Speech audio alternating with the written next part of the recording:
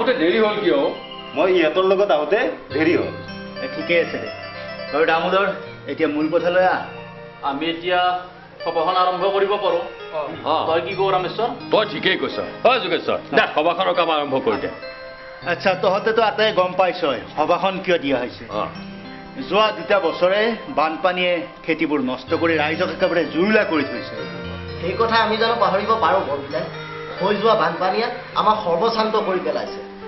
সেইকাৰণেতো আমি এটা কথা চিন্তা কৰিছোঁ। কি কথা বৰপিতাই?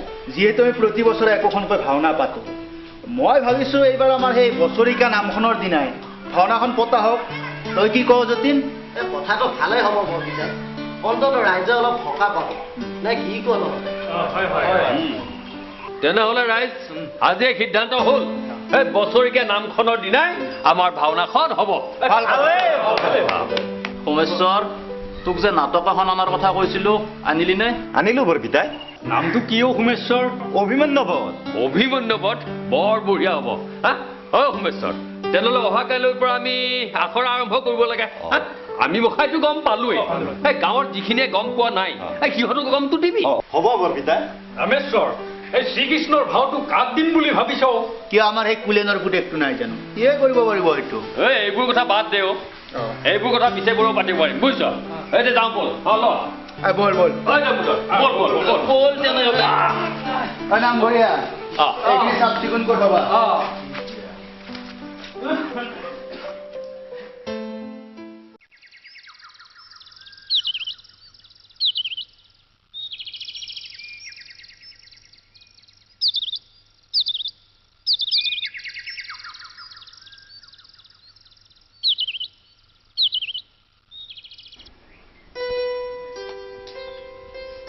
নবৌ, ইমানকৈ কি চাই আছে? কোনোবা অহাৰ কথা আছে নেকি? তোক কিয় লাগে? মই মানে পদূলিমুখলৈ চাই থকা দেখিহে। সকলো কথা তই জনাৰ কোনো প্ৰয়োজন নাই। বজাৰৰ মোনাখন দে। এই আলক। এই জিকাবোৰ তোক কোনে আনিব দিছিল? নবৌ, মই কি সুধিছো? আটলাণ্টাই জিকা বৰ ভাল পায় নবৌ, মোৰো ভাল লাগে। সেয়েহে কাক সুধি আনিছিলি এইবোৰ? নবৌ, ঘৰখনত এজনে উপাৰ্জন কৰি মৰিছে আৰু আৰামত বহি বহি খোৱাবোৰৰ পচন্দৰে শেষ নাই। ঘৰখনত চাকৰ মালিকৰ কোনো চিন চাবেই নাই। নবৌ, এইবোৰ আপুনি কি কৈছে? তাৰমানে মই চাকৰ, গতিকে চাকৰ হিচাপেই থাকিবি। কি কৈছে নবৌ? সকলোৰে মৰমত থাকি থাকি মই পাহৰিয়ে গৈছিলোঁ মই যে এইখন ঘৰৰ এটা চাকৰ। এই মোনাখন ল আৰু জিকাবোৰ ফিৰাই থৈ আহগৈ। হ'ব নবৌ। ৰবি মধু, দেউতা, মই ভিতৰৰ পৰা সকলো শুনিছোঁ। শুনা বোৱাৰী, ইয়াক মই নিজৰ ল'ৰাৰ দৰে মানি আহিছোঁ। এইখন ঘৰৰ ইও এজন সদস্য। কথাষাৰ আজিৰ পৰা ভালকৈ মনত ৰাখিবা। মই কোনোদিনে ইয়াক এইখন ঘৰৰ সদস্য বুলি মানি ল'ব নোৱাৰো। ই এটা চাকৰ আৰু চাকৰ হৈ থাকিব। বোৱাৰী, দেউতা, মই আহিছোঁ। ৰবি, তই ক'লৈ ওলাইছ? জিকাখিনি বজাৰত ঘূৰাই দিওঁগৈ। কোনো প্ৰয়োজন নাই, আহ ভিতৰলৈ আহ। দেউতা, কি হ'ল আৰু কিবা কবি? দেউতা, নবৌৱে আজি মোক হেৰু, নবৌৰ কথা বাদ দে। তই মোৰ ল'ৰা আৰু বোৱাৰীয়ে তেনেকৈ ক'লে হ'বনে? আহ ভিতৰলৈ আহ। ককা ককা, প্ৰিয়া এজনী দেখোন। আহাচোন আমি দুই খেলোগৈ। মায়া মোৰ লগত কেতিয়াও নেখেলে। তুমি আগতে মধুসুৰাৰ লগত খেলা। মধুসুৰা হাৰিলে মই তোমাৰ লগত খেলিম, হ'বনে? মধুসুৰা, তুমিও মোৰ লগত খেলিবা? কিয় নেখেলিম? ব'লা তেন্তে আমি দুই খেলো। ৰ'বা, দেউতা, আহা।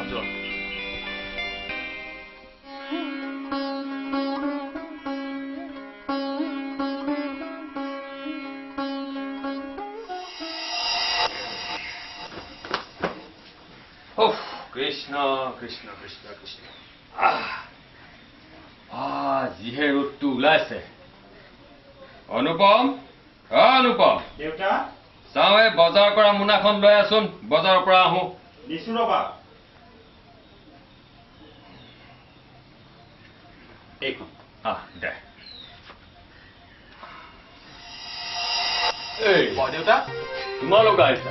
চাওঁ এই বহাচোন, বহা বহা। দেউতা, অনুপম ঘৰত পায় নেকি? আছে আছে। অনুপম, অনুপম দেউতা চাওঁ তহঁত আহিছ তোমালোকে কথা পাতা মই অকণমান বজাৰৰ পৰা আহোঁ মানে বৰ দেউতা আমি আপোনাক লগ কৰিবলৈ আহিছিলো মোক লগ কৰিবলৈ আহিছা কোৱাচোন কোৱা হয় বৰদেউতা আপোনাৰ লগত এটা বিশেষ কথা আছিল বিশেষ কথা কোৱাচোন বাৰু দেউতা মই যে তোমাক কৈছিলো আমাৰ আত্মসহায়ক গোটটোৰ কথা আমাৰ খেতি নোহোৱা মাটিখিনি যদি বুজিলো তাৰমানে তোমালোকক মাটিডৰা লাগে হয় বৰদেউতা মাটিখিনি পালে আমি খেতিৰ কামত আগবাঢ়িব পাৰো আপুনি আমাক নিৰাশ নকৰিব বৰদেউতা আমি বহু আশা লৈ আপোনাৰ ওচৰলৈ তোমালোকক নিৰাশ কৰাৰ ইচ্ছা মোৰ নাই আৰু মাটিডৰা যিহেতু এনেই পৰি আছে তোমালোকৰ যদি কিবা কামত আহে তোমালোকক নিদিয়াৰ প্ৰশ্নই নুঠে বৰদেউতা আপুনি আমাক এটা ডাঙৰ চিন্তাৰ পৰা উদ্ধাৰ কৰিলে আচলতে তোমালোকৰ নিচিনা শিক্ষিত যুৱকে চাকৰি আশাত বহি নাথাকি নিজেই স্বাৱলম্বী হবলৈ যি প্ৰচেষ্টা লৈছা তাত মই আনন্দিত হৈছো বৰদেউতা শিক্ষা দীক্ষা লৈ আমি চাকৰি আশাত বহি থাকি অবাবত সময় নষ্ট কৰিছো এতিয়া আৰু আমি সময় নষ্ট নকৰো আজিৰ যুৱ প্ৰজন্মই আচলতে তোমালোকৰ পৰা শিক্ষা ল'ব লাগে এই অসমৰ প্ৰতিজন যুৱকে যদি তোমালোকৰ নিচিনাকে চিন্তা কৰে নিবনুৱা সমস্যা আঁতৰি যাবলৈ কিমান সময় লাগে হে বৰদেউতা আমি আপোনাক কথা দিলো আমি এদিন নিজে স্বাৱলম্বী হৈ দেখুৱাম তোমালোকক মোৰ শুভেচ্ছা থাকিল তোমালোকে নিশ্চয় সফল হবা বাৰু তোমালোকে বহা কথা পাতা মই অকণমান বজাৰৰ পৰা আহোঁ হা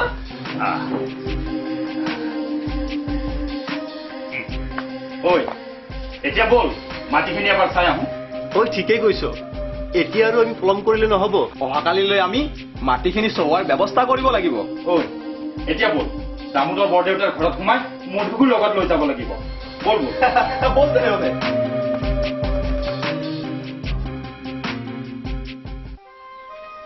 আপুনি কিন্তু তাত বেয়াকৈ একো নকব এৰা তুমি অলপ মনে মনে থাকা সময়বোৰ থাকোঁতেই যদি সকলোবোৰ ঠিক নালাগে তেনেহ'লে এইখন ঘৰ ভাঙি চুৰমাৰ হ'বলৈ আৰু বেছি সময় নালাগে বুজিছা মই আপোনাক পুনৰ কৈছো কথাবোৰ এবাৰ ভালকৈ ভাবি চাওক ভালকৈ ভাবিবলৈ আৰু কি আছে বোৱাৰীৰ আচৰণবোৰ মৃণালে চকুমুটি চাই থাকিব পাৰে কিন্তু মইতো নোৱাৰো আপুনি অকণমান ধৈৰ্য ধৰকচোন কিহৰ ধৈৰ্য ধৰিব লাগে বোৱাৰীয়ে আজি মধু আৰু মাজনীৰ মনত কষ্ট দিছে কাইলৈ যে তোমাক আৰু মোক কষ্ট নিদিব তাৰ কি মানে আছে আপুনি যি ভাল দেখে কৰক চাব কিন্তু হিতে গৈ যাতে বিপৰীত নহয় দেউতা মোক মাতিছিলে তোক এটা কথা ক'বলগীয়া আছিল কি কথা দেউতা বোৱাৰীক তই অলপ বুজাবি দেউতা মাধুৰীয়ে কিবা কৈছে এনেকুৱা কিনো কথা হ'ল তুমি থাকোঁতে যে মই মাধুৰীক ক'ব লাগে আছে কিছুমান কথা যিবোৰ তয়ে ক'ব লাগিব দেউতা শুন এইখন ঘৰত আমি সকলোৱে শান্তি আৰু মিলা প্ৰীতিৰে বসবাস কৰি আছো মই কেতিয়াও নিবিচাৰো যে এইখন ঘৰত অশান্তি হওক মই তোমাৰ কথাবোৰ একো ধৰিব পৰা নাই দেউতা বোৱাৰীৰ পৰিৱৰ্তন হৈছে যি পৰিৱৰ্তনে ঘৰৰ বাকী মানুহবোৰৰ মনতো কষ্ট দিছে শুন মাজনী আমাৰ এইখন ঘৰৰ অতি মৰমৰ ছোৱালী তাৰোপৰি মধুকুটো মই নিজৰ ল'ৰাৰ দৰেই ভাবি আহিছো তই বোৱাৰীক কথাটো ভালকৈ বুজাবি আৰু কোনোদিনে যাতে সিহঁতৰ মনত কষ্ট দিবলৈ চেষ্টা নকৰে দেউতা মাধুৰীয়ে মধু আৰু মাজনী কিবা কৈছে যিবোৰ কথা মই কেতিয়াও সহ্য কৰিব নোৱাৰো মাধুৰীয়ে বাৰু এইবোৰ কিয় কৰিছে আমি কেনেকৈ ক'ম তয়ে বোৱাৰীক কথাবোৰ ভালকৈ সুধিবিচোন ঠিক আছে হে ভগৱান ঘৰখনত যদি কেতিয়াও অশান্তি পৰিৱেশ এটাৰ সৃষ্টি নহয় খুৰাদেউ খুৰীদেউ ভালনে আপোনালোকৰ অনুপম বহ ক'তনো ভালে ৰাখিছে আৰু ভগৱানে তহঁত হ'বলা কিবা কামত আহিলি খুৰীদেউ আমি মধুক লগ কৰিবলৈ আহিছো বৰদেউতা মধুকচোন দেখাই নাই সি ঘৰত নাই নেকি আছে আহিব ৰবি পিছে কচোন কামটোনো কি খুৰাদেউ আমি কেইজনমান যুৱকে লগ লাগি এটা আত্মসহায়ক গোট খুলিছো মধুৱে মোক কথাটো কৈছেই তহঁতে বোলে তাকো লগ ধৰিছ খুৰাদেউ আজিৰ পৰা আমি কামত লাগিম বুলি ভাবিছো সুৰজিতহঁতে তালৈ গৈছে সেইকাৰণে আমি মধুক লগত লৈ যাম বুলি সোমালো বৰ ভাল কৰিলি হোৱা সি আহিছে অনুপম কপিল তহঁতে অসমত ওলালেহি যে এতিয়া সময় অসমৰ কথা চিন্তা কৰি লাভ নাই বল দেৰি হ'ল কলৈ যাব লাগে দেউতাই আমাক মাটিখিনিত খেতি কৰিবলৈ অনুমতি দিছে গতিকে বল এতিয়া মাটিখিনি এবাৰ চাই আহোঁগৈ বৰ ভাল হ'ব বুজিছ দেউতা মই এইটো কথাওনো মোক সুধিব লাগেনে এটা ভাল কাম কৰিবলৈ ওলাইছ যেতিয়া যা ঐ আহ তেনেহ'লে ব'ল তেনেহ'লে কৰিলোঁ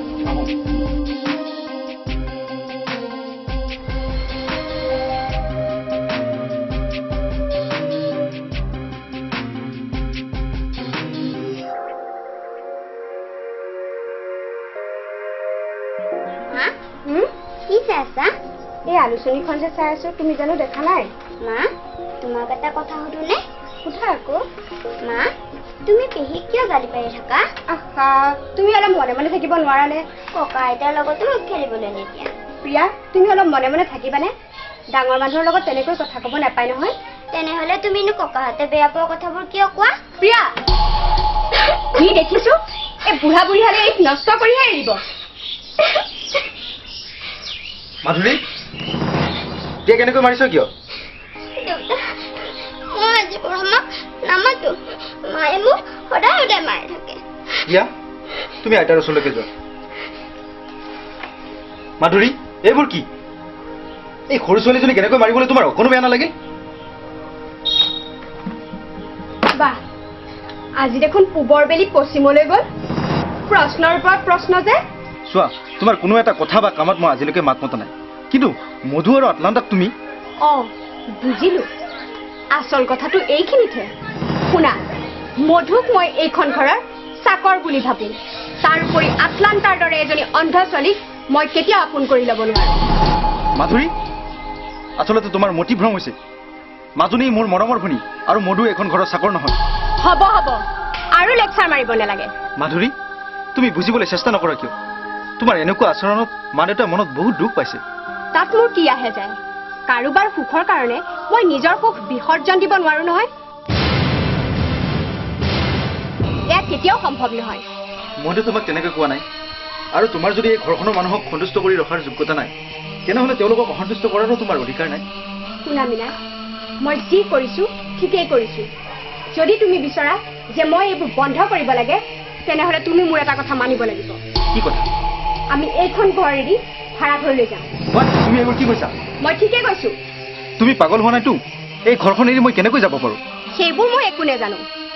আৰু শুনা যিমান পাৰা সোনকালে ভাড়া ঘৰ এটালৈ যোৱাৰ ব্যৱস্থা কৰা।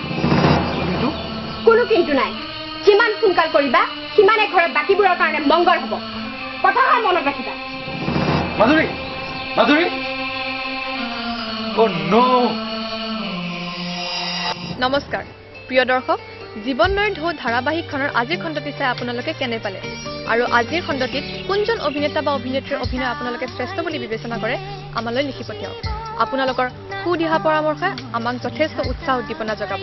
আমাৰ ঠিকনা Mahendra drama school Rangia, Bhutan road, ward number 5, জিলা কামৰূপ অসম। Mobile number 9085365562। প্ৰিয় দৰ্শক, অহা সপ্তাহত আপোনালোকক একেটা সময়ত একেটা বাৰত একেটা চেনেলতে পুনৰ লগ পোৱাৰ প্ৰতিশ্ৰুতিৰে আজিলৈ ইমানতে সামৰিলোঁ। ধন্যবাদ।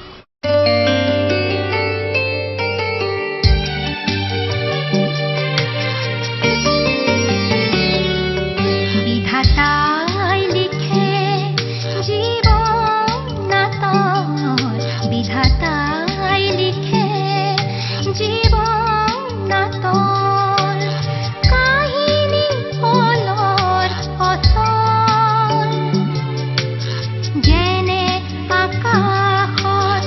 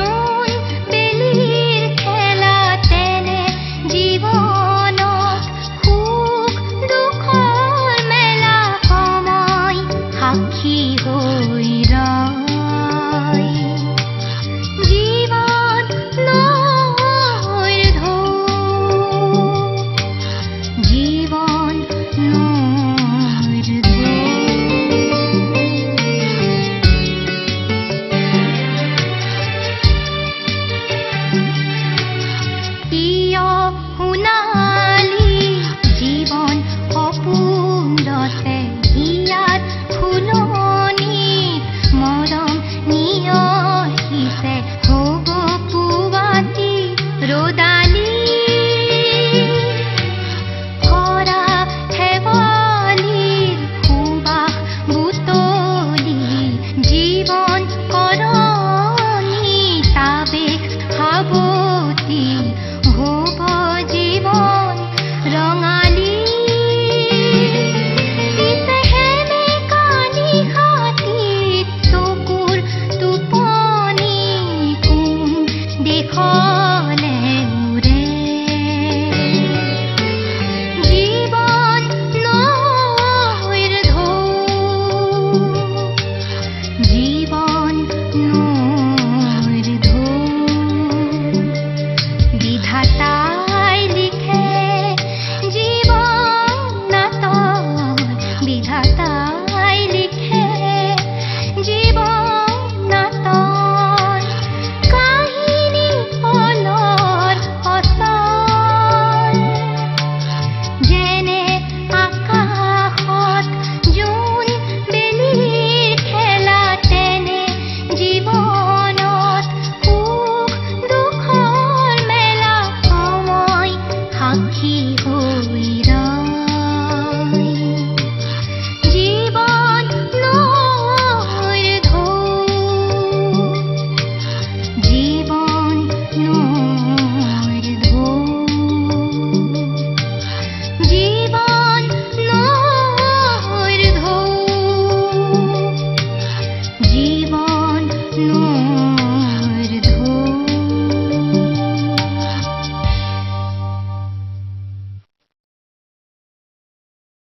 ৰঙিয়া আৰু নগাঁৱত স্থাপিত মাহিন্দ্ৰী ড্ৰামা স্কুলৰ নামভৰ্তিকৰণ চলি আছে। ইয়াত অভিনয়, নৃত্য পৰিচালনা, সংগীত, মূকাভিনয়, একশ্যন, স্ক্ৰিপ্ট ৰাইটিং, কলা নিৰ্দেশনা, কেমেৰা চলোৱা আদি প্ৰশিক্ষণ দিয়া হয়। ইচ্ছুক ছাত্ৰ ছাত্ৰীয়ে তলৰ ঠিকনাত যোগাযোগ কৰিব পাৰে। আমাৰ ঠিকনা ৰবীন দাস, প্ৰযোজক পৰিচালক তথা পৰিচালন সঞ্চালক, Mahindri drama school, Rangia, Bhutan road, ward number 5, জিলা Kamrup, Assam. Mobile number 9864140803। Mahindri drama school Nagaon শাখা, কলংপাৰ, জেবি ৰোড, জিলা নগাঁও, অসম। জীৱন নৈৰ ঢৌ